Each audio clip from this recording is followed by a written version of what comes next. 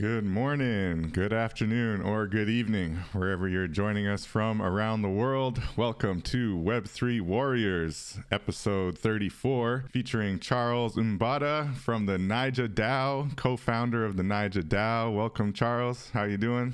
I'm doing well, brother. Well, thank you, David, for having me. It's a pleasure to be here. It's a Saturday morning. Just finished a cup of coffee. I'm ready to vibe, man. That's what's up. Your Thank you pleasure. for joining, and it's a pleasure to have you here. We actually met for the first time in New York. I'm going to ask you about that. I don't know if you even remember at Arts' event. Well, Yeah. No, it was inspiring just hearing you talk about the NaijaDAO and what you guys are doing there. So welcome everybody to episode 34. I'm David Krome, your host. I go by Krome in the metaverse. And for episode 34, we're going to be talking about DAOs and really specifically how DAOs can be used to kind of bring together international collaboration, like minds, maybe people from similar backgrounds who want to work together and, network with each other, and really just looking at how DAOs are creating a really interesting avenue for creators and artists in this creator economy to find success, to find each other, and to network and coordinate. As I've said before on this show, I am a member of a couple DAOs specifically that I'm kind of volunteering and working with on a week-by-week basis. First of all, with the Dream Conduit, which is an actual nonprofit 501c3 DAO that is focused on actually helping creators of all kinds onboard into this Web3 NFT blockchain space. It's really rewarding, a lot of onboarding work, just really cool conversations that we have every week with people from around the world that want to know about what NFTs are about and just want to be part of the conversation with the NFT community, because there are always interesting, innovative projects that are being built and new concepts being discussed, and really just the bleeding edge of technology on the blockchain, because there is so much left to be done. And then the other one I'm working with now is the Storytime DAO, which is a little bit newer, and we're really trying to be an incubation and aggregation kind of platform for stories and projects to be able to get whatever they need to actually get their projects minted and just have more cool works of art on the blockchain. So that's just an example of how DAOs can form around a concept, around an idea. And to define DAO, Decentralized Autonomous Organization, I shouldn't assume all of our listeners are aware of that. So definitely the goal of decentralized autonomous organizations is to take the best elements of the blockchain, which are, transparency, accountability, maybe even automation, certain things being automated through smart contract, and having that all kind of transparent, and the governance of your organization using that technology to the best of their ability collectively. And that can be different depending on what you're trying to do with your DAO, right? And different DAOs can have different voting structures, different levels of decentralization, quote unquote, depending on how they want to have their governance structured. So it's a really interesting space. It is still a lot of things being defined as we go. I think in America, I believe there's only 2 or 3 states that actually acknowledge DAOs as a legal entity. So there's a lot of work being done on that front as well. And, on that point, I know Charles is actually joining us from Philly, which is really cool, to be a co-founder of a Nigerian NFT community DAO, the NaijaDAO, and to be located in Philly. So we're going to talk about that kind of international vibe and how DAOs allow for this kind of platform of collaboration. So it's really exciting, and it really is no limits to what can happen. A DAO is an organization, so it can be a corporation, it can be a nonprofit, it can be a lot of different things depending on, again, the aim of the DAO. But in this creator economy, in this space where it is still difficult to get your work seen, to get heard, and to really make an impact, in the wider sphere, you still have to drive traffic to your art, to your creations, right? And in that sense, DAOs create this opportunity to pull, artists of similar values or similar aims together to be able to help each other, to collaborate, network, find opportunities to build and grow, and then most importantly, promote each other and actually have that network effect, which we know is powerful on social media, to get your art out there, get your NFTs out there, and show people what you're working on, and to support each other and connect and build. So that is in a nutshell, what DAOs are about, what's possible with DAOs, and why why many of us in this blockchain and Web3 space want to work within DAOs and want to work within this new organization structure that hopefully can get rid of some of the more toxic and predatory elements of the old Web2 and traditional kind of economic structures or corporate structures, and really flatten it and maybe create a lot more accountability and transparency, and importantly, compensation for everybody involved rather than just a few at the top. So with that synopsis, I do want to again welcome you, Charles, to the show, to Web3 Warriors. And maybe before we get into NaijaDAO and all of the amazing things you guys are doing over there, just give us a little bit of background. You know, what brought you to Web3? What brought you to the blockchain? And how are you finding it? Yeah, thank you, David, for having me. Again, my name is Charles Mbata, one of the co-founders of NaijaDAO. Chuma Anabado is a brilliant artist, also in Nigeria, is my co-founder. He's not able to be here today, so I'm going to be speaking on his behalf. Web3, what brought me into Web3 space? So I'm a collector, right? So I've been collect artworks for some years now, but really Afrocentric driven work. So work that I relate to. So growing up in Nigeria, West Africa, I came over, to the United States like over 25 years ago, 20 years ago. But so being out in the West and looking at some of the artworks out here, but some of the things that I resonate with, some of the artworks that remind me of my childhood back home, Nice. not being physically, I was connected with artworks that I'm like, man, this is really, I remember a Masquerade, because Chuma Nabado has, this brilliant work he does with line arts with masquerades. So I really got attracted to that, and I started collecting those type of work. So not just his work, from other artists from Nigeria, West Africa in general. So just being a collector in the space, prior to NFTs, collecting by the physical artworks. So when in conversation with Truman, one of those conversations, he told me, "Hey, have you heard about, this thing that's popping up now, NFTs? I'm going to venture into." I was like, "What are you talking about?" And then, the conversation, so I started looking into researching about NFTs, because I was really buying crypto prior to that, buying all the coins and dabbling into the meme coins and all that stuff. And then when he mentioned it, I was like, man, that's a no-brainer, because I've always been a fan of the blockchain technology, following the Nice. space, looking at what the trends are. Because I come from a place where there's a lot of dysfunctionality growing up, and being in the United States where it's a bit more organized, things a bit more functional. There's laws and rules and stuff. I always thought about, if the politicians, the people there cannot really fix that, this technology might have a lot of impact in a place like that, where you could automate some of this, especially what you mentioned about DAOs. So when some of those things can be self-governance, without relying on a human being that might be corrupt or have some type of political or religious bias. Those things might help, create some type of orderliness back there. So I've always been thinking about it from that standpoint, and that's how come I gravitated towards the technology. I gravitated towards NFT because it makes sense. And we're going to talk about really the impact. Like, it's really powerful stuff happening where, growing up, we'll watch Western media and movies. And when I came to the United States, I also saw how Africa was portrayed through the Western media. Right. And I was like, not really how it is, because I'm from there and live there. So there's certain things that big cities, it's not all kids hungry, begging for food. There are successful people back there. There are roads, there are skyscrapers, and all that stuff. So I don't really see much of that portrayal when I came to when I came to the United States. So it's really something powerful. But now that the youths or the people, the artists, the creators out there are the one actually, telling the story or painting what the culture is like, and it's being put on the blockchain.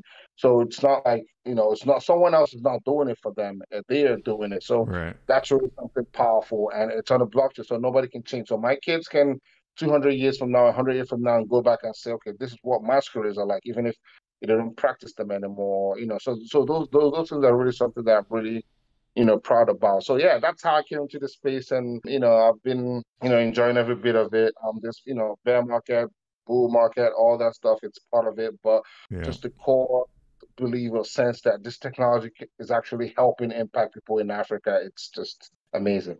Most definitely. That's awesome. And I share your background as far as actually collecting real art and then realizing, oh, so I can purchase art from artists on the blockchain, support these artists essentially the exact same way. And now there's no limits to the amount of art I can hold because I don't have to worry about having space on my walls, right? Like, where's the lose? There's no lose. That's a win-win-win, you know? Absolutely.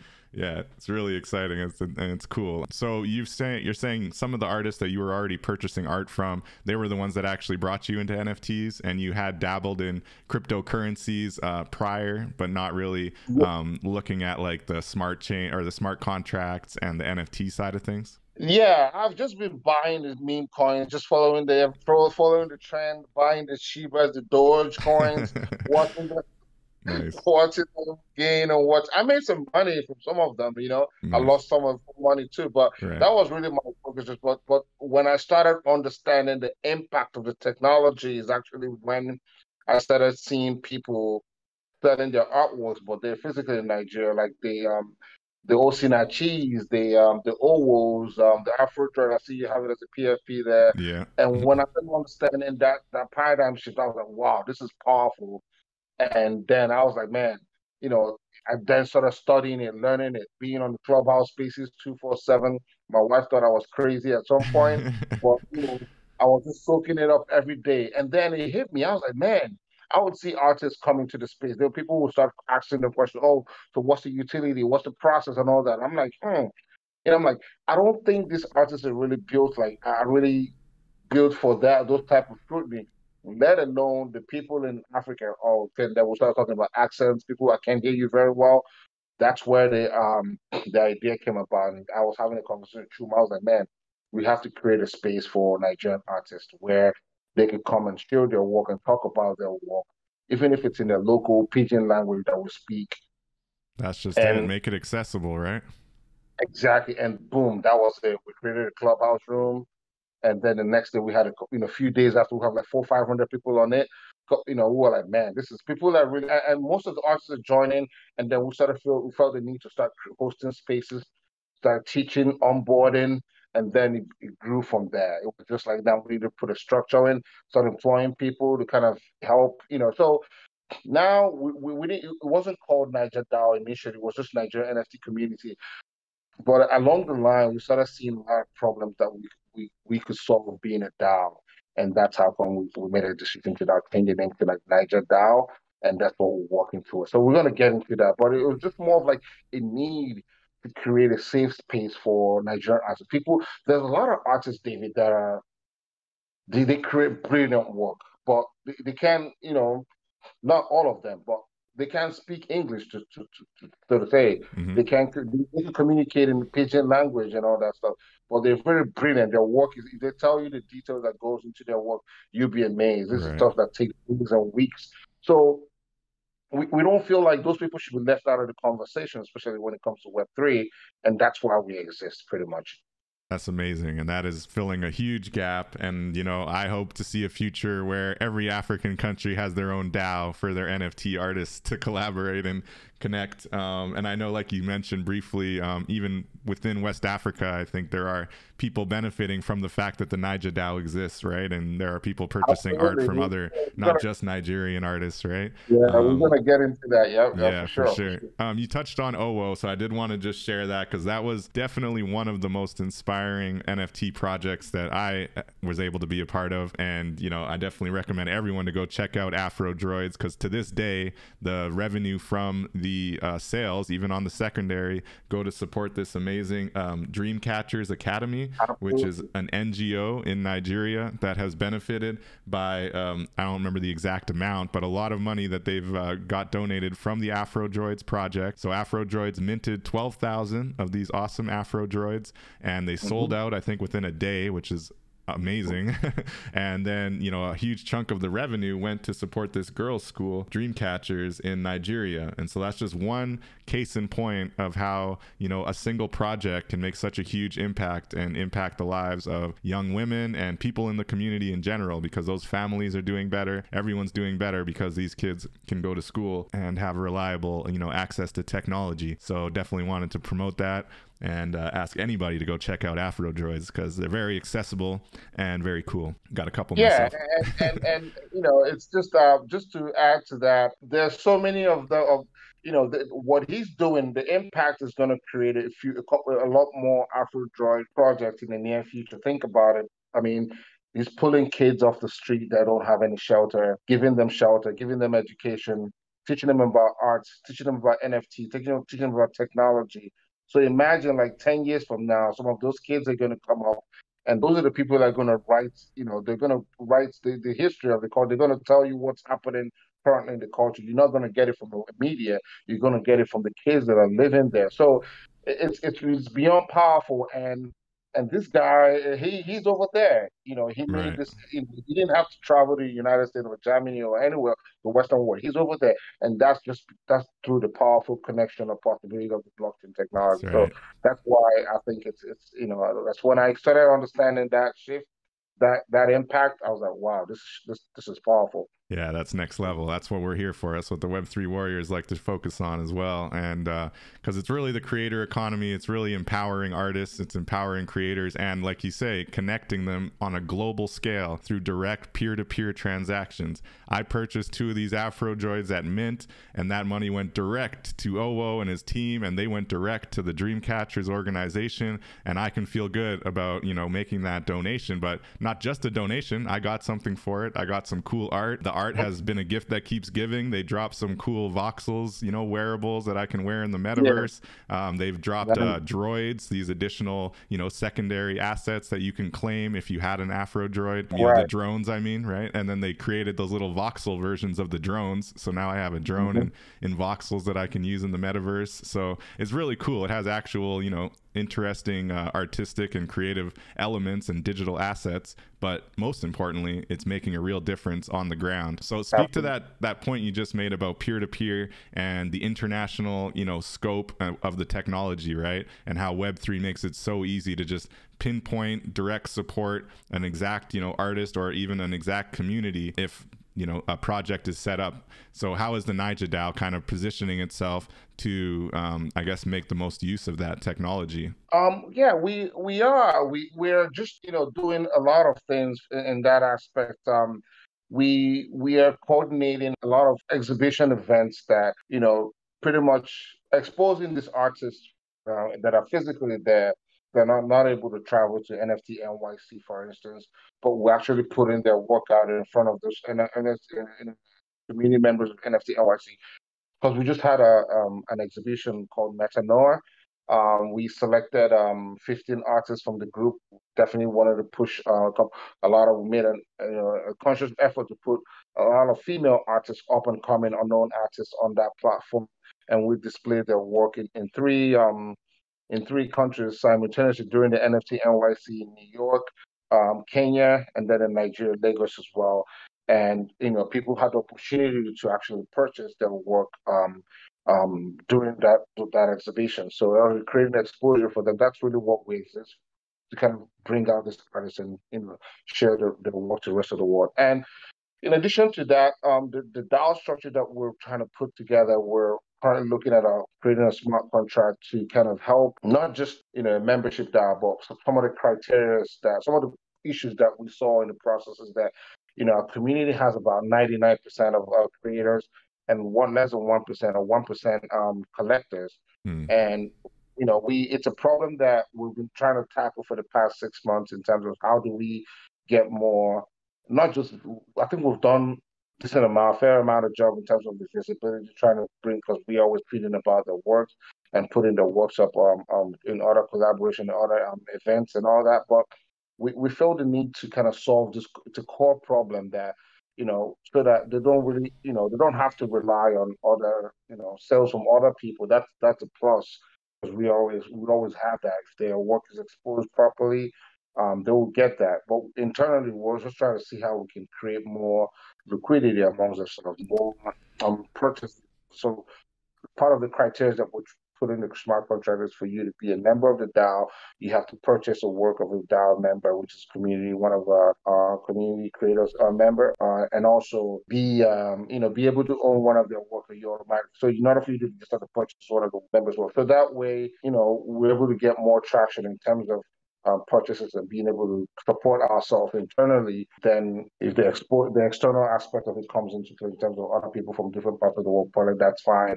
But we just need to start doing the work ourselves internally to kind of get more purchases and all that. So that's some of the problems that we're seeing. I think me being over here in the United States and making some of the bigger collaborations, because we're working with Disrupt Art now. We're trying to set up Nice. yeah, I was just speaking at the event in Cincinnati this past month or so. So they're trying to collaborate with us to help us put an infrastructure together that one, that's going to solve some of this purchasing issue, some of the collector issues, and two, we're trying to get educational materials from them that we could translate into local languages, and we'll be able to reach more creators out there using Nice. getting to them in their local dialect, so that way they understand what NFTs are, without even having to understand English or just in their own local language. So those are the two key big things that we're kind of working on. Current conversation with the folks at Disrupt Art, and they're really eager to support us. We had a space with them the other day, a couple of weeks ago, and we're just following the conversation. So yeah, that's That's some of the aspects that we're looking at, and we're also partner with a lot more teams that are willing to support. We're just trying to finalize terms with them. Yeah. Yeah, that's a lot. There's a lot of angles I know in that space for sure. And I like that you touched on the fact that you have like 99% creators and only like 1 or less than 1% collectors. And I think that is a common issue in DAOs that are focused on trying to help NFT artists sell their art, right? The artists come flocking. And that's an interesting avenue as far as having that requirement to purchase a piece of art in order to join the community. And I guess if someone's already a collector of your artist, would they just be able to join without purchasing another one, or would they have to purchase a new one? That's a good question. I think for the purpose of what we're trying to do, it's gonna be like freshly minted. New ones, yeah, that's cool. Yeah, with the wallet in the pool and the part of the snapshot or whatever. You're a dev guy. You sound like a dev guy, but yeah. Wow, just a collector. I'm more a collector, really. I just ask these questions because I've been doing, more DAO formation than I care to admit, and it's a lot of random questions pop up in my head. Yeah. So that's a very good one. But I think for the purpose of what we're trying to do, it's just going to be the people in the pool that are minted and all that stuff. Yeah, Yeah. so maybe you mint it underneath an actual collective wallet, essentially. Like it's going to be a NaijaDAO wallet with minted artworks under there that you purchase from. Yeah, that makes sense. That's really cool. Yeah, I would definitely like to check that out when you have that artist or that wallet up and ready. The smart contracts are done. We're just going through. We're trying to get into auditing now. The auditing the works are not cheap. Yes. Man, devs are not cheap. They're in high demand. Maybe not quite as high as they were last year, but they're still in pretty high demand. Yeah, but funny enough, I just need to give him a shout out. Sam Ogu is a dev from our community as well. Nice. And he was being very gracious in terms of taking the lead on that aspect. And he's a brilliant guy, very sharp mind. We're trying to get him to kind of do more, I know, just to kind of help bring up more devs at his level. That's another shortage, right? Shortage of devs too. Yeah, we're gonna get into that. So we actually had we invited a very a smart contract guru called he's a buddy of Francis with DC. So we had a first talk meeting. So he kind of we brought a couple of devs. Sam was one of them. He was a co-speaker. Francis was the main speaker for that event. We just talked about smart contracts, and it was a very well received event that NaijaDAO hosted. So it was a high level stuff. They really lost most people at some point, but what we're trying to do, 2.0 of that, is to kind of get people that are interested in learning, mainly community members, not people, community NaijaDAO or African community members that are interested in learning more dev or advancing, and having a bit more session with them, just to kind of advance it a little bit more. So that's the 2.0. That's in the works coming. We're talking terms and him prepared documents and how to kind of structure the line. So that's what we're doing. So from that angle, And DAO is just not, we're just trying to promote our members on all front. Dev is something that you pointed out is something that it's definitely needed in high demand, and the more devs we have within the community from our culture, it's easier to kind of get concepts that are get concepts across. You know, it's easier. They're more approachable. You can, if a guy is thinking about a brilliant idea, he's easier. He can communicate more with a community member than a foreigner. So I think it's really important on that front, and also just to get people to do cool stuff and be able to collaborate and cool projects that doesn't have to depend on a guy just charging them 20 grand to do it, Right, but exactly. would help expedite those cool ideas coming to fruition. Not being, you know, it won't die because you can't afford it dev. You understand what I'm saying? Yeah. So yeah, A true yeah. collaboration space and being able to actually do as much as possible in-house through the community, right? That's what it comes down Exactly. to. Yeah. Without having to Um, reach out to me that's going to charge you an arm and a leg. You're like, I can't afford that. The dream dies. So yeah. Yeah, no doubt. Can't have that. So I want to touch on something else you mentioned about NYC. So as I mentioned, I was at the arts event in NFT.NYC, and Oh, a for really real? cool hip hop show that you sponsored, or your NaijaDAO, I should say, sponsored. Yeah. And I was Right. inspired, and that's really what planted the seed of wanting to make sure I can get you guys on the show at some point. Oh, Just the fact that there was that international scope, and you were really speaking directly to the kind of work that's done in Nigeria by NFT artists and the impact it has on the community. It was really inspiring. And then to hear that you had, that happening in NYC, and then you also had Lagos and Kenya kind of simultaneously doing a type of art show or symposium. How exactly did that work, and how did the participants find it? Like, were they really interested in the fact that this was happening in alignment with NFT.NYC and there was this kind of global scope to it? Yeah, how did you promote it and execute that? Oh yeah, that was a big one. That was a big one. I don't think, not to brag, I'm not sure there's any other African community that is doing, what we're doing on that front. Because what we did was, so I was invited to be a speaker at the NFT NYC, and we felt that we could use that opportunity to really push artists. And if you look at the people on that feature list, always there. So we featured one of his work, Nice. but we wanted to use the big names and the unknown names, kind of bring everybody up. So we started planning it about 3 months ago. We had members of the Kenya NFT community that reached out. We talked to them and say, hey, this is what we're planning to do. And they were like, yeah, we'll help you guys out. So we got that locked in. A lot of coordination. Lagos, we had to find a location. We had to find a location in Kenya. We started putting ads out, and some of these location people, some of them are gracious enough to donate their venue for us. We just had to pay for other things like drinks and the screens and all that stuff. But For we sure. started coordinating. We had a group chat of Telegram, WhatsApp. Everybody was assigned tasks. I wasn't, of course, I was going to be in New York, so all the New York aspect of it, I kind of took care of it. Chuma was more like he's the artist, he's the brain behind, the artwork selection and all that, curating it and all that stuff. I was more of like, in charge of the venue in New York that we were with collaborating with the arts. I reached out to arts because I was in NFT NYC the previous year. I was an arts event. So he's like my go-to bro in New York for anything event wise. So I Nice. reached out. Yeah, he told me he was having something at a Brazilian house. I was like, sure, want to help sponsor and make that happen. In terms, he gave us some exposure. He was like, good, all good. We shook hands, agreements. So we started working on that, and I of course, visited the spot. Shared with the team what the outlay is going to be. Everybody was in approval, and then we started putting slideshows together, sending it to the team. Arts, the team reviewed it and all that. So the whole concept of it, David, it was just, we're just trying to dip in the conversation. The narratives is changing. The narratives, storytelling from a creative perspective was changing from just drawing your art, now going into the technology space, Web3 space, and we just wanted to make a statement that these are African artists in Africa that are part of this conversation. They might not be here physically, but they know about NFT NYC. They know what's happening. They know about Web3 technology. They're the adopters. They're one of the top top crypto trading countries in the world in Africa. So they know what's happening. They appreciate the technology, and these are some of their artworks. Just you know, you guys have to get to appreciate it, and it's coming from them. It's not from any Western media.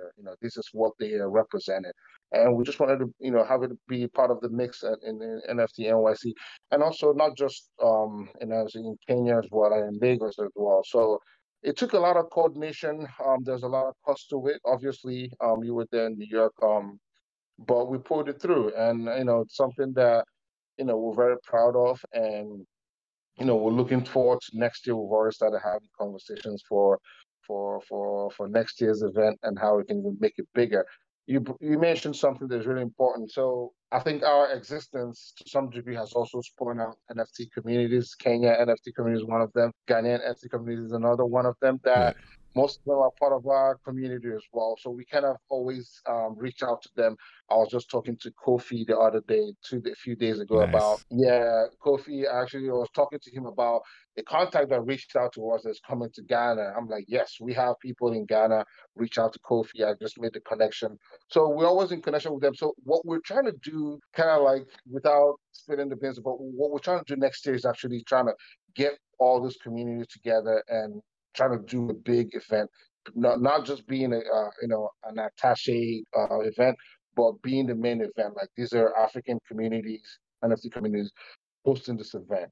Come and look at our artworks, come and look at our events, come and enjoy our culture, our music, drinks, and all that stuff. That's something that we're planning.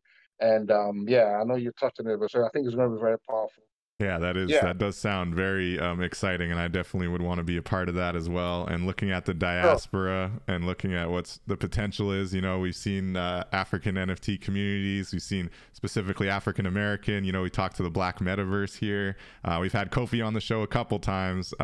His Sure. use case around the masks, the African 3D masks, and the way that he's not only made really beautiful works of art, but actually gone through the meticulous effort to preserve the stories that are attached to each one of those masks is just amazing. Like there's so many different angles of why that's impactful, from the community impact to the cultural, historical impact to the individual impact for Kofi himself, who has been able to now travel to Germany, where he's done like real world art shows based on those masks that he's created. And I think he's even 3D printed some now. So they've become phygital masks essentially, where there's the digital one on the blockchain and there's actual physical versions of them as well. So that's just super inspiring. Yeah, for sure.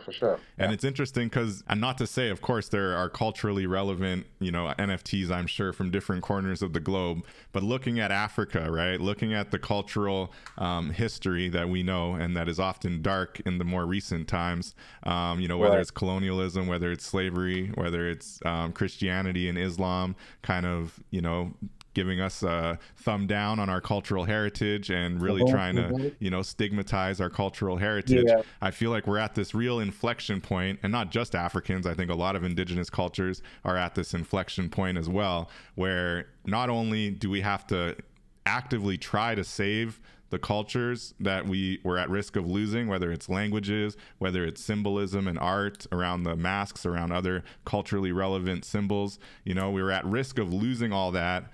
And in comes blockchain, right? In comes NFTs, and in comes the opportunity to not only preserve them, but to actually present the entire cultural relevance of these items, in your own language and in your own way, and not have them be appropriated, not have them be, stolen and monetized without your approval. So it's just so perfect, I find right now. And it's a big part of the inspiration behind the show that this happens to come along at this time when indigenous cultures are like, no, like colonialism was messed up. We need to repair the wrongs of the history. Nobody else cares. Nobody else wants to take the effort to actually do the work that's required to repair that history. So we have to do it ourselves. And now we have this new tool to actually let us do it, Absolutely. You bring up a good point. And something of current relevance with the Queen passing, rest her soul, has brought up a lot of consciousness about this issue that you brought up, because a lot of artworks were stolen from Nigeria.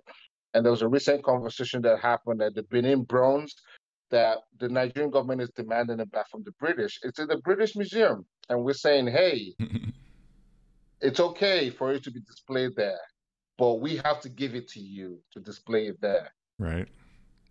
From the real sense of it, it was stolen. Okay, we don't want to take it back to hide it. We want to show it to the rest of the world. That's fine, but just admit the fact that it was stolen in the first place, and they haven't done that. Right. So again, the generation now, they're very conscious of what's going on, and they're not, you know, for lack of better words, they're saying screw that. This is my culture. This is what my great grandfathers, this is what they related to. It's no longer, we're not looking at the mask as something demonic anymore. No, Exactly. no, we're not. That was part of the brainwash. That's okay. Exactly. But the youths now are not looking at it that way anymore. They're like, okay, that's part of my culture. You can call it whatever you want, but that's my culture. Yeah, okay, it's so real heritage. now we're reckoning with it. We're re-identifying ourselves with it. So that's what Kofi's doing. His work is very powerful from that aspect. Yes, and we also Chuma also has a mask collection that we dropped as well, that we added audio poets to it. Yeah, that was beautiful. I remember that mask. I actually been meaning to reach out to him because I think it got unlisted and they need to relist their masks. But I remember seeing them because those were the animated ones too, right? Yeah, the animated ones. It was very powerful. Very cool.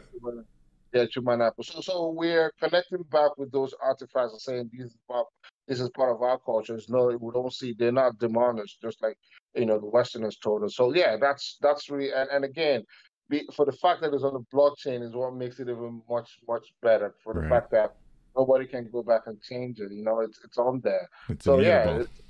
Yeah, it's really interesting, so yeah. I think we've touched on a really important point, especially for African culture and indigenous cultures, really. I can't wait to see more and more indigenous North and South Americans also using NFTs to preserve their culture because it is such a huge opportunity. But specifically, in Nigeria, how are you finding the impact of NFTs on the communities? And then how is NaijaDAO trying to, help that grow? The impact is very powerful. In the sense that, despite all the barriers and shortcomings that the artists in Nigeria face, it's really having an impact. Because, at some point, this is some of the things I was talking to Art about in New York. At some point, the government bans Twitter, So those artists back there in Nigeria, imagine, Western artists or people trying to promote their work without Twitter. That's insane. So those are some of the barriers that they face, and they have to go an extra mile to go get VPNs and trying to circumvent that system, not to get in trouble for using social media. So, and also lack of infrastructures like electricity, poor roads and all that, so insecurity. Right. So those things have an impact. And, so that's why for me, I appreciate some of the work that comes out of that, because I understand what they go through to be able to create and be able to compete on the Web3 space. So that's why we exist, not just to onboard, but also to spotlight some of this, difficulties and barriers, and trying to see how we can impact them, or, so the impact is massive, but it would be unfair to speak without highlighting some of these barriers and difficulties that they have to go through to create their work or express themselves. Yeah. So sorry, you wanted to chime in? No, sorry, go ahead. Yeah. So that's what we wanted to touch on, and also, and the impact has been very powerful, because in the sense that, like we've mentioned, some of the brilliant cases like Owo's Droid and Osinachi's, and now you have Antonio Zerkor selling out work, and also going back to his alma mater, going back to school, inspiring all the younger kids, telling them about, being an ambassador for the NFT community over there.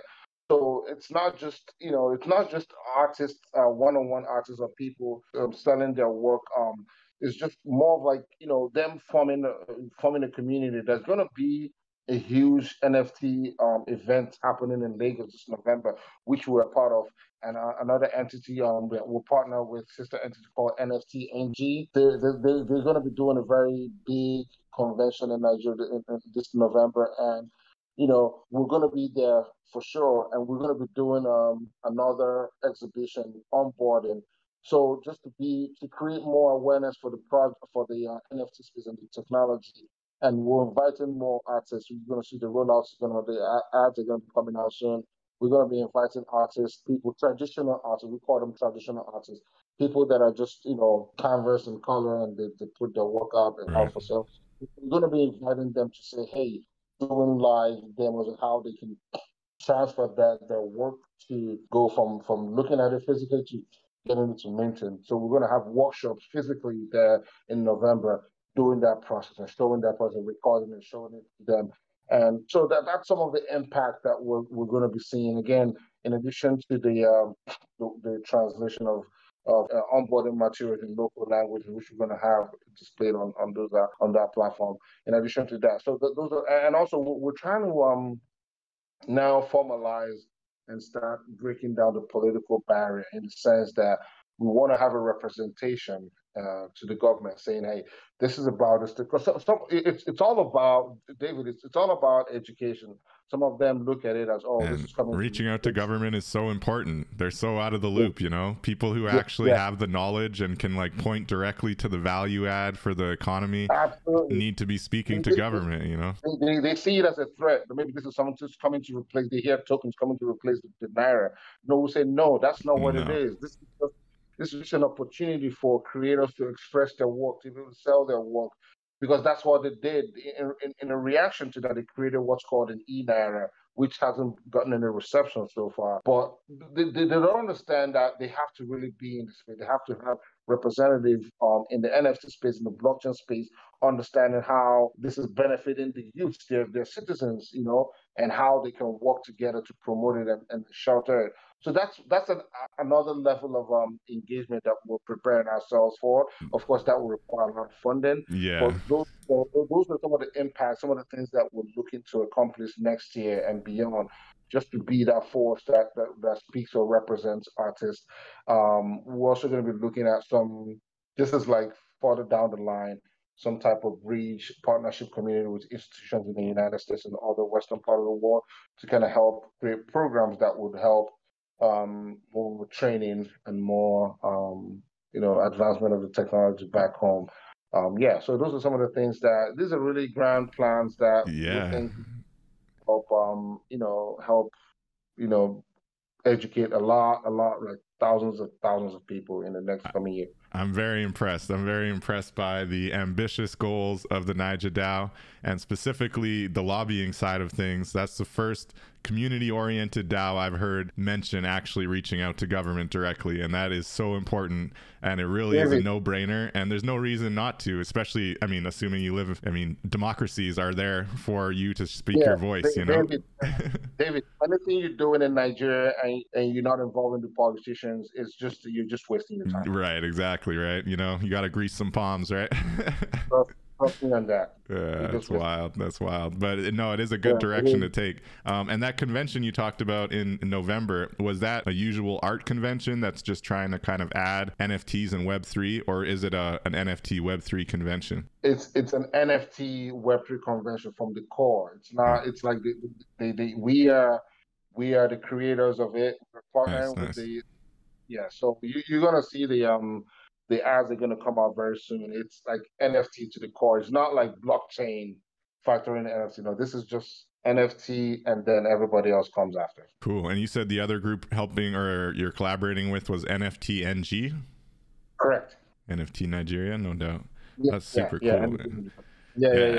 You guys are really leaning into it, and I'm really impressed by what I've seen. Just individual artists, obviously, like you say, Owo and many others that come out of the Nigerian space, but really leaning into it and formalizing your approach.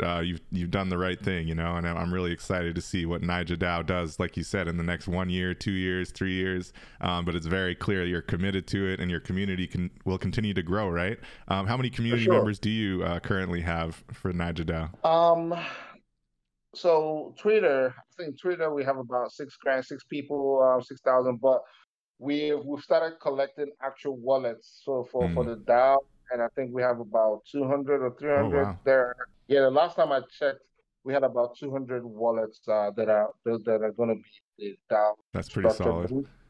Yeah. Not just all Nigerians, some Ghanaians and Kenyans and all that. Yeah, that's bound to happen. And to your other point about the collectors, right? I think if you really want to be able to open the door to collectors, you are going to have to be less like Nigerians only and more like anyone who wants to support Nigerian artists. Come join our DAO and buy some art from our people. That'll probably help you get a bit more collectors in there, right?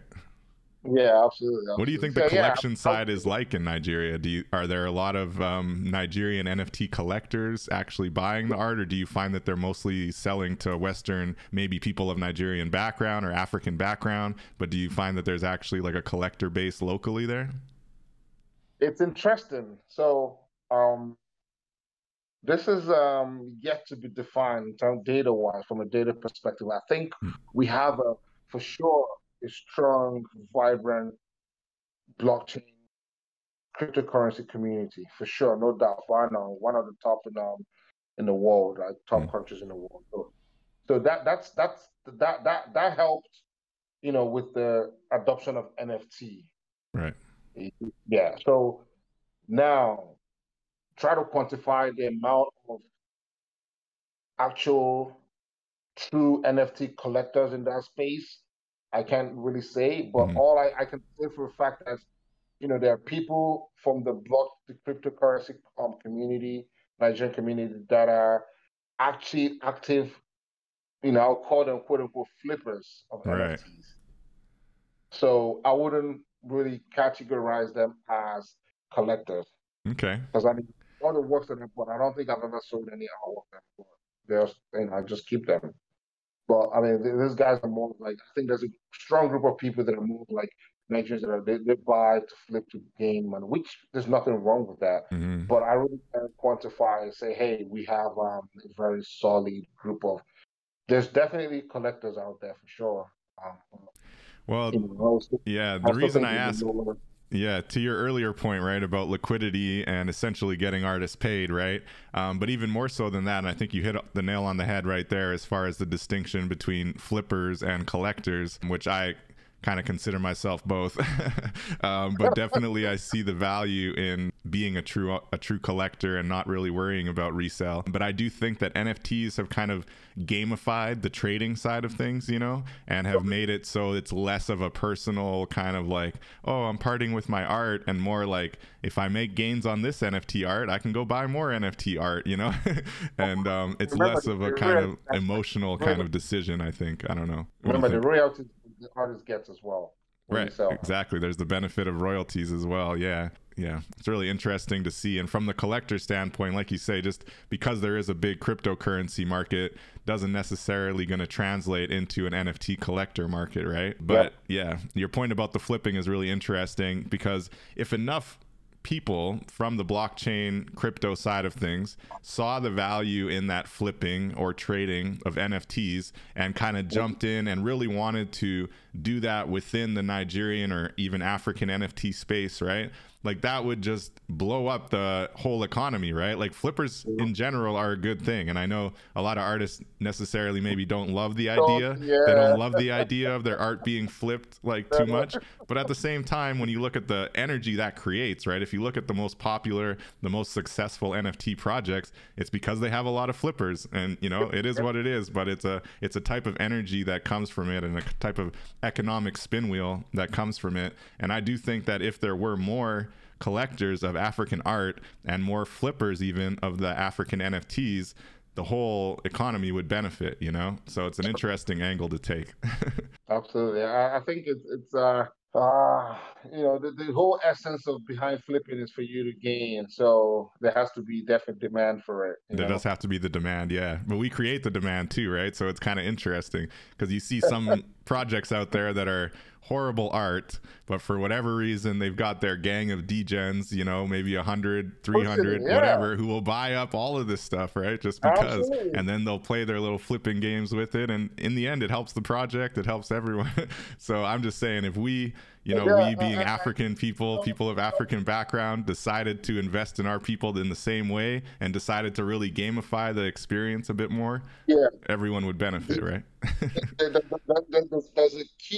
a key factor to that sport. The sport that you just described now, there's a key factor to it. And most people, and I've been studying this for a while, a little bit, not a long time, but there's a factor, there's a key factor, there's a thing that plays a role in that aspect, in the sense that there's some money bags that are behind some of those activities that you see, Hmm. you know. And yeah, I don't know if you know, they're really, you know, I'm not sure, but the money bags are, they kind of they pick certain projects by certain people to kind of run sports on it. Yeah, so Yeah, we've seen that's that. So what do you think to the idea that we need more money bags in the African NFT community? Would you agree or disagree with that? Because we know not all money is good money, you know.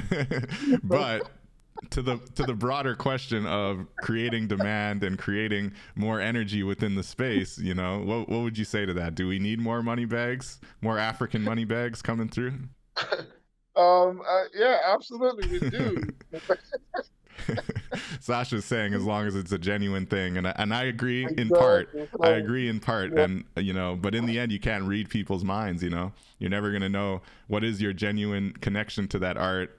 Or do you just see a monetary potential in it? And personally, I think in NFTs is where it's a little different than IRL art. To each their own. If you are buying an NFT because you hope for monetary gain, power to you, good luck. If you're more like you and I, who have come from the art collector background and we really just want to support artists, maybe we resell it, maybe we don't down the line, but it's not the reason we purchased that art. Right.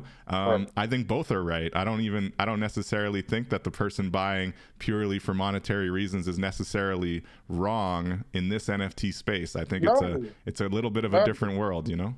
no, and that's the beauty of it. That's the beauty of it, David, because whichever way the artist been, Exactly.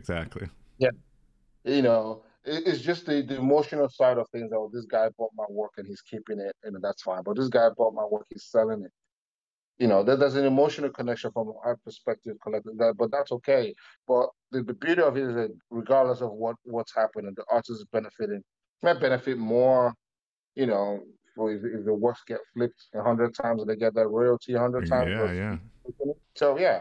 I mean, I don't think the artists from our community, the creators in our community, really care about how, if it's flipped or kept. They just want their work to be out there. The more you Mhm. flip it, the more eyeballs gets on it. So Yeah. And when you flip it, the person buying it may not be interested in flipping it, right? And in the end, yeah, and there's something to be said about that much vaulted floor price, right? And when there is that liquidity, that demand, your floor price is naturally going to go up, so there's that benefit to it, but definitely should not be the focus. And to your point, I think artists create for artists' reasons. And NFTs and the blockchain have just created this new avenue for you as a creator to place your stuff up there and get yourself compensated for it. And that should be the main focus. And then, any emotional attachments and being able to actually meet your collectors, and having that individual person-to-person connection is a nice new opportunity in the NFT space, especially from a global perspective. Like Kofi, I love to call him a friend, and he's such an inspiration to me, and that's because of his NFT project. I would not have known about him or even met him or been able to speak to the power of NFTs as clearly if I had not come across his project. sure, for sure. Yeah, so it's really exciting. It's interesting. So we've spoken on a lot about the DAO impacts and the NFT impacts in Nigeria and Africa more broadly. Does the DAO have any plans for the metaverse? Are you looking at whether it's selling art in the metaverse, creating a community space in the metaverse? Is that something on one of your ambitious plans there as well, or you're kind of more focused on the events and No, the artist promotion?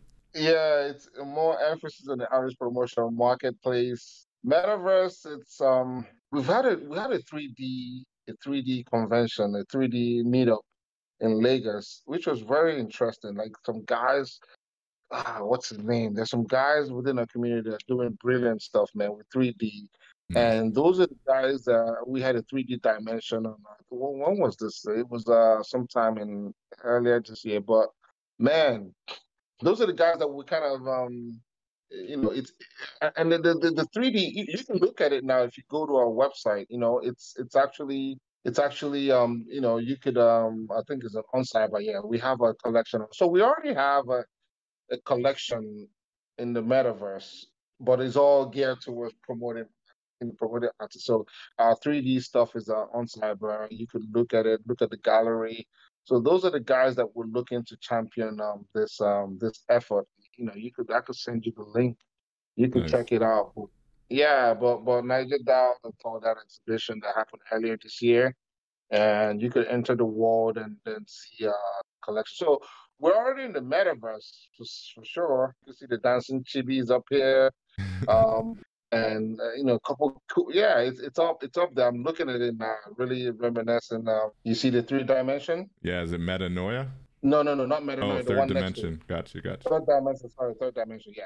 So you click on it, and you go to V Exhibition Gallery on Cyber. Click on it. Here we go. Here we go. Jumping into the metaverse here. Yeah. Here And we then go are. to Beautiful, beautiful. That's what I'm talking about. So Yep, On yep. Cyber is a nice, easy plug and play metaverse. Got some really cool Absolutely. art from the community here.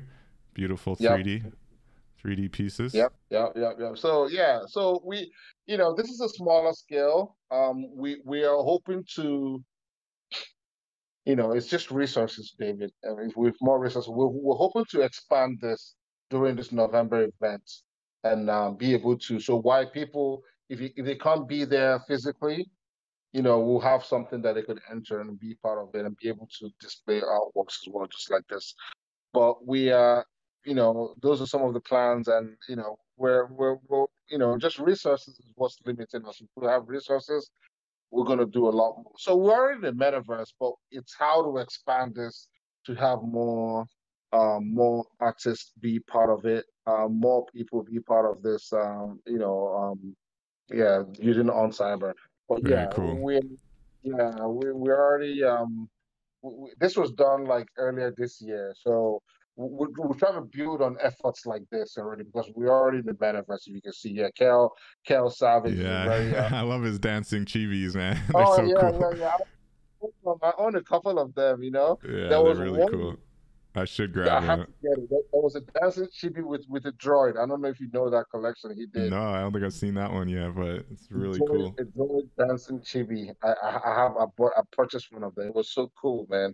So I'm a fan of Cal and what he does. He was he kind of spearheaded this 3D dimension, and those guys are good, man, for sure. So Yeah, he's we're been trying to killing it. build on yeah, we're trying to build on efforts like this and make them bigger, and how we can get more sponsorships or attraction and do more based on this. Yeah. Yeah, and I remember Kel has the masks too, right? He did some of his own Oh yeah. masks.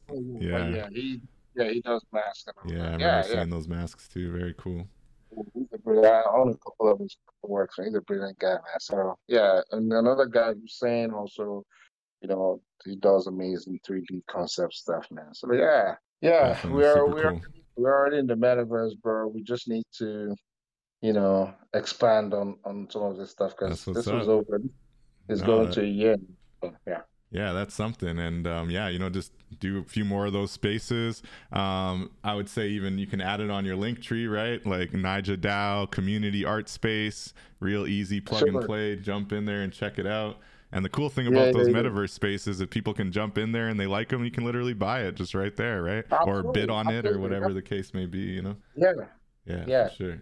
Very cool. Very cool. Well, definitely want to get a chance to talk about your other project that you got, the Bionic Owls. I know we've we've crossed the 1 hour mark now. We got time though. It's a very cool. It speaks to me, as I just mentioned earlier in the episode. I am a gamer. I'm inspired by what's possible in Web3 gaming and the metaverse, and really just gaming on the blockchain. I think it's inevitable. I know we're not even close to it quite yet, but the ones that are available now are very limited, and I have respect for the ones that are taking their time and really trying to build out. So please do tell us a little bit about the Bionic Owls and what your role in the project is. Very cool.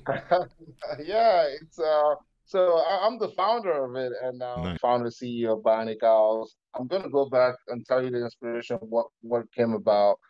So growing up in Nigeria, West Africa, I would go out as a kid, go play soccer barefooted with the big kids. We'll go and play other towns, and going across marketplaces and all that stuff. So, but of course, my mom would warn me not to go out there, but I'll still go out because that's where the fun is. You know how African moms are, they always want to protect you. You want to go out there and explore. So I would see crazy stuff happening. There's people fighting, skulls being split, people beaten to death. And those things was kind of scared me as a kid, like going back home. I'll be like, I can't sleep at night. And I'll tell my mom would say, pretty much say your prayers and go to bed, you know. But the prayers still didn't work for me after I said it. But as a kid, I was also taught in school that owls don't sleep at night. And as an innocent kid, I made the connection that, okay, if owls don't sleep at night, they probably are protecting innocent kids while they sleep. And I imagine them as being very stealth, strong, robotic, fighting off all these bad guys, evil guys at night, as an innocent kid, like 5, 6 years old, 7 years old, and all that. So, and the story kind of stuck with me growing up. So I've always had this fascination about owls. I have a lot of books about owls here, and I teach my kids about owls. My wife thinks I'm weird sometimes. So that's awesome. So, you got your spirit animal, man. You got your spirit animal. I know. I love owls, so I always study them and all that stuff. So the story kind of played out in my head, and I've been kind of fleshing it out. So I have this lore about them, being in a place called the Night Planet, and the human beings were sending on manned ships to kind of explore. You know how human beings are, want to know what's everywhere, and then boom, they run into this planet called Night Planet, where it's cloaked in darkness. There's never sunlight and all that stuff, and that's where these owls live. And they were able to take them back to Earth, re-engineer them, made them stronger, robotic, to help them fight or do whatever, go explore more planets. And then in the process, some of them went rogue and in turn want to destroy the humans and eradicate Earth. And some of them remain noble. So we call it the rogue ones RBOs, rogue Bionic Owls, and the noble ones, noble Bionic Owls. And that's how come the ball. The rogues and the nobles. I like it. Yeah, so that's how come that's the essence behind the lore. Happen and some of the fightings happen on Earth, the Night Planet, and then the Moon is a neutral place where factions come and negotiate, blah blah blah. So the lore is really deep, and we're trying to connect some African concept and culture into it while we're still trying to make it a sci-fi futuristic game. And so yeah, that's what it's about. We're positioning it to be a barrier-free access ecosystem whereby you don't necessarily have to own an owl to participate, but you can play. But owning an owl gives you certain perks to play the game. That's the clutch, right? Make it accessible for everyone, but those who own the Genesis NFT or whatever can get certain benefits, and maybe as a Genesis owner, you might get access to certain assets as well, which you can then sell or trade with other people, right? Absolutely. That's what we're positioning it to be, where so as of I think 6 months ago, I started talking to people about it, and again, all came from the community. A few guys that I was talking to, Sam being one of them, Chuma being one of them, they're like, okay, guy, you need to put this into a story, try to make it into a game. It looks, and then Sam started doing the website stuff for me, and before you know it, you know another guy, a few guys from the community, Alex came on board. He was like, I'll help you with community stuff. And then boom, we talked to a few guys and we're like, this sounds interesting. Because what's really attracting people towards the project is the personal story behind it. And we're trying to build into a lot of in real life utility to being part of it or owning an owl. It's really interesting. We're finalizing our white paper pitch deck this week. Wow. And the website is on BionicOwls.io. We're going to revamp it a little bit, but you could go on it now and see what it's about. Yeah, I've been showing it to everybody watching here, and it's definitely a real clean website. It looks real nice. The 3D graphics are beautiful, and I just clicked through to some of the lore as well. You've got the Bionic Owls story there, so you got some really cool background already. Yeah, it's awesome, man. Really cool. Sounds like good timing too. If the white paper is ready this week, then there you go. Everybody can check that out. BionicOwls.io. The white paper will be ready by this week, and the pitch deck and all that stuff. So we just did a review of it yesterday. Everything looks good. We just want to add a couple things and we're planning an NFT drop sometime in November. So we'll collaborate with a bunch of people that we're going to add up a lot of people partnerships and all that stuff. Like from people that really gravitated. I mean, it gives me smiles when I wake up sometimes and I'm like, man, this childhood story that I've been playing up in my mind is becoming a project. Like That's seriously, like amazing. I love to hear it's a stuff like that. a lot of the partnerships and people that are reaching out want to partner with us and liking the artwork, the logo, and all that stuff. I'm like, cool, yeah, yeah. I was in New York City this past summer. Also, I know I did the NaijaDAO, but I was also at gaming spaces talking about it, networking with people. So a lot of some of those in real life experience in New York, and I kind of transition into actual people wanting to partner with us. Yeah, so it's a fun project of mine that I'm excited to see it grow each day, and people that really we have a couple army groups, people that are just Bionic Army. They just do stuff. We don't pay them. They just create cool shit. Wow, that's But amazing. This is the power of community here. Like, this site is oh really, yeah, really yeah, clean. It's really amazing. So most, who built this site yeah. for you? Did you build this? No, I didn't build it. It's one of the community members, like the guy I'm talking about, Sam. Right. He's man. That's The guy amazing, man. doesn't talk much, man. But we partner with some Indian guys. But he's good, man. He doesn't. I'm like, dude, you need to do more. Yeah, that's why I put him on the panel for the smart contract guru stuff we do because he's a bit of a reserve side, but he has Nice. a lot of brain. So I'm always pushing him to kind of be more out there because he's smart, man. He's smart, and he's part of the Nigerian NFT community. Yep. Yeah, cool. So And yeah, I that's mean, about the the way you've project. yeah, the way you've laid out the roadmap is very reasonable as well, you know, starting this Q3 2022 and then Q4, you know, December, January, you got some reasonable Mhm. goals.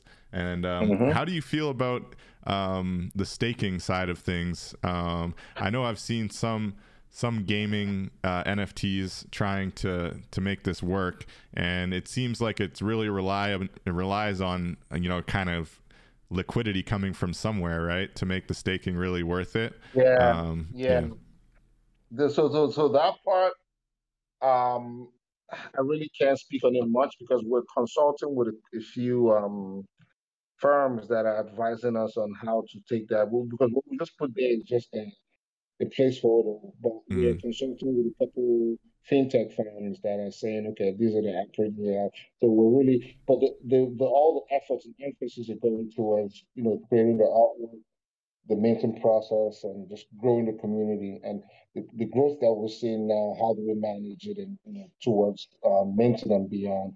So that's what we're kind of focusing on. The staking part is going to come sometime next year, and we're really careful. We're really trying to plan that very well, and it's mm. going to take a while looking at different options. So I'm not like a DeFi expert, have an Yeah. idea, but yeah, I know where you're getting in terms of that liquidity, how to maintain that.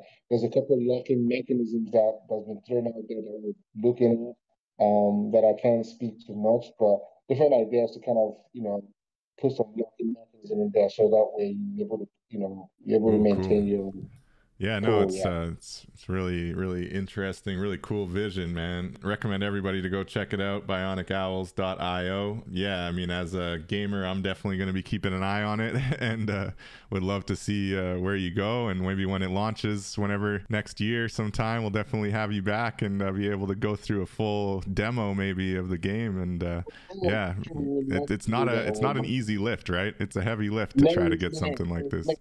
It's not, but not just this is not the inspiration behind it, David. But I was in New York as well, and I attended a couple of gaming conferences that gaming speaker sessions, and but while I was there, another thing just struck me is like I was just looking around, there's not a lot of people that look like me there, I bet. um, yeah, so I was That's it. I had to speak about VIP badge and all that, but it was just still felt like, man, why aren't there more people that look like me here in this listening to this talk and all that stuff? So yeah, so Well, it's good. It's good that the story is rooted in your African upbringing. You know, your mother and, and the experiences you had out on the, you know, having fun outside, but seeing things maybe a young kid shouldn't see. And now absolutely, you absolutely. now you've got this story about the Bionic Owls who help, or I guess the noble ones help and the rogue ones are up to no good, right? Yeah. That's what's up, man. It's really cool. Thank you for sharing that with us. Final question we always ask our guests before we wrap up here is, how are you kind of reaching out to people who haven't jumped into the Web3 wave yet? How are you kind of promoting it to those who maybe have skepticism or have been listening to too much of the FUD, the fear, uncertainty, and doubt about blockchain, about NFTs? How are you kind of attempting to pull these people in, or are you? Oh yeah, for sure. Yeah, interestingly enough, David, some of those people are still active. Some of them are still creators that Yep. are looking at us like, what are these guys up to? So I think those are what we consider low hanging fruit for us. Those creators that are seeing what other creators are doing, seeing how other creators are successful in the NFT space. We're reaching out to them, and that's what we're going to use this platform because we believe, especially in Nigeria and Africa, IRLs are more impactful and more powerful than Twitter Spaces. So we've seen that already from all the stuff we've been doing Yeah, for the and I've been past. very impressed by the fact that your DAO has been very intentional about trying to host these IRL events, as we've discussed today. Yes, we see the impact when we do a third dimension. We saw how many people came out physically in that location and how many people followed us after that. So we see the impact of Metanoia in Kenya and Lagos, how many people came there in person. Mm. Most of the people that come there, they're not all NFT artists. They're not all NFT believers. They're not all blockchain believers. Some of them are just there want to enjoy the scenery, to hang out with other artists and talk about what they're really facing. Some of them are there because they're shy. They don't want to. They think people might not hear them very well in spaces, and they want to talk to a fellow artist in real life.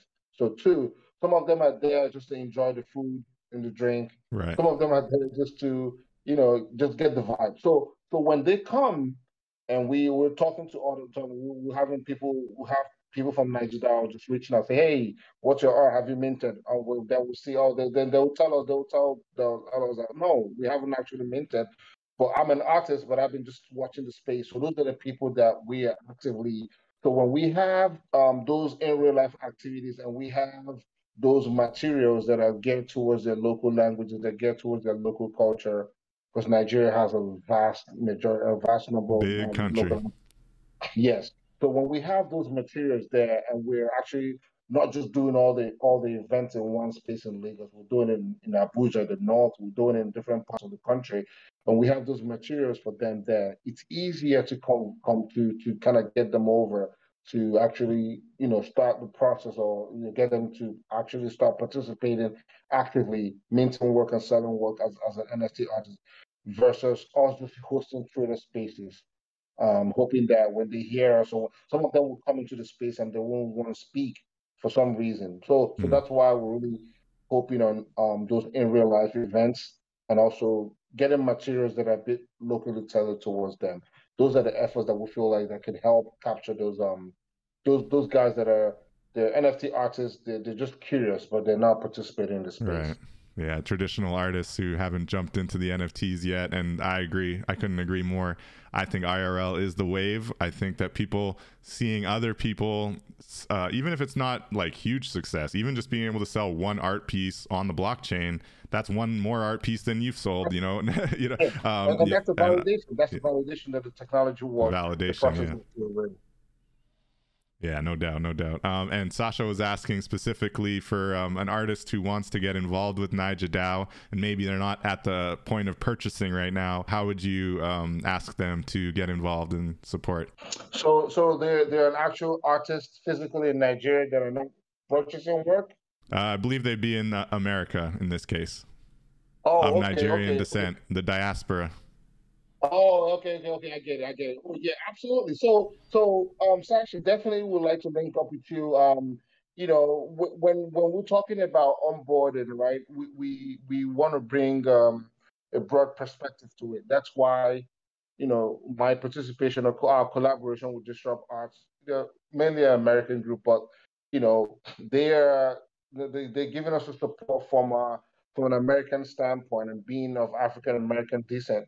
There's a connection there that that we think is very unique, and that's what we're trying to bridge. So we'll definitely, if there's an artist in the US that wants to participate, could also just help us with, sharing their story, how they, how they went from, being a traditional artist to being an NFT artist, some of their, pitfalls, some things to avoid, and things of that nature.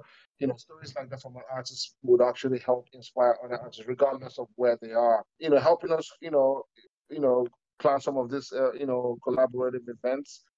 Maybe artists, artists meet artists kind of events. That Twitter Spaces, and if we're having anything in physically in the United States or in the US, she can also help us on planning and be a speaker and be an inspiration for others to look up to. So yeah, if there's training materials that she feels like she could share, resources that she could share that we can in turn translate or get it out to a community, those are absolutely welcome ideas. If there's any resources to help an artist get their work out there more, that's also a resource that would be very helpful. Yeah, anything Awesome. that you feel could benefit artists there, we're more than welcome. Sounds like NaijaDAO likes the tangible support for artists. And I know on NaijaDAO.io, if you go there, you can scroll down past some really cool art, and there's a button there that says join us, so you can try that button there too. It might help you out. Absolutely. Or Thank join you. DAO at the top there you go, and there's a whole form here so you can fill out. So yep there you go, take that route as well.